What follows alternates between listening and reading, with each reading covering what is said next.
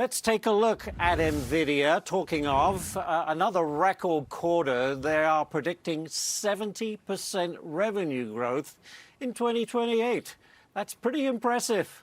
Liz Claman joins me now. Liz, you spoke with Nvidia chief Jensen Huang. What did he say about this blockbuster report? Well, wait till you hear, Ashley, because you'll be hearing, oh, it's 70% revenues, the reason that the stock is up 8%. Yeah.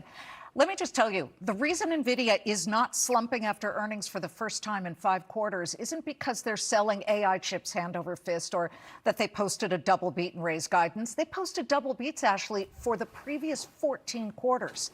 It's because the two crucial, critical things that really matter came through. Pricing power of their very expensive chips and a huge additional purchase by Amazon's AWS.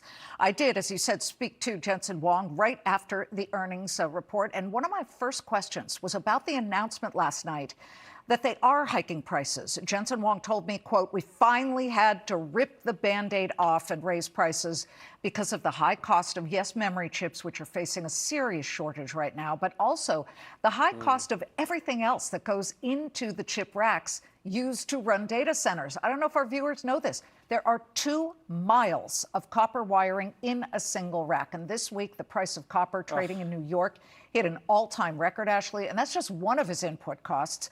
I asked him by how much Nvidia... Yeah, go ahead.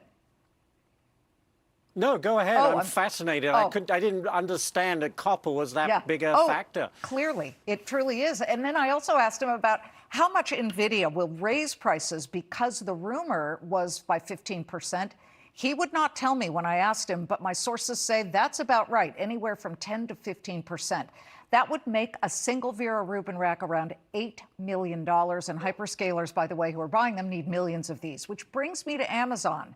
AWS, the cloud business, Nvidia announced last night that it put in an additional order of 2 million chips, and those Vera Rubins are shipping and will be used in Amazon's cloud business sometime between now and the end of the year. So you've got Nvidia showing real pricing power, hiking the cost of these already expensive chips, and not a single customer dropping out. And one of its biggest customers putting in an additional order of 2 million chips, no matter what the price is. Mass AI adoption cannot be denied. This is something that struck me was when he said last night on the conference call that Nvidia has, I think he said, about 40,000 employees, but he believes that very soon there will be 400 million AI agents running around, shipping out, doing all kinds of work, which leads to fear of jobs for humans will be at risk. Well, you guys talked about it. Bill Gates yesterday put out the warning that big tech does not realize how big a threat AI is to the workforce and that AI tokens should be taxed with the money raised going to those affected. I asked Jensen Huang for his reaction to that. I see things very differently than he does. And there's several things. Of course, there are jobs that will be changed. Everybody's jobs will be changed because of AI. My job has changed. And some jobs will be eliminated. Many new jobs will be created. And if you go back and look at history, when technology, revolutionary technology comes along, incredible advances comes along. And so I believe, again, that this will be a net job creator. However, there are going to be many jobs that will be disrupted. And so we have to be sensible about that. Overall, this is going to be a net job creator at a scale that we've never seen. I love the heck out of Bill, but I don't see what he sees. I see something very, very different. And so, my remedies will be a little different.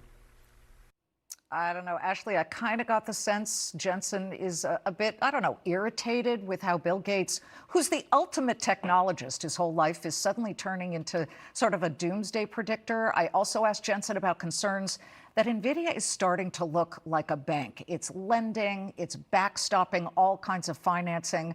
Wait till you hear what he had to say about that. The full interview, 3 p.m. Eastern on the Claman Countdown, Ashley, but just fascinating discussion with Jensen Huang. Very much indeed. Liz Claman, terrific stuff. We look forward to seeing the whole interview this afternoon, 3 p.m. on Fox Business. Liz, thank you so much, as always.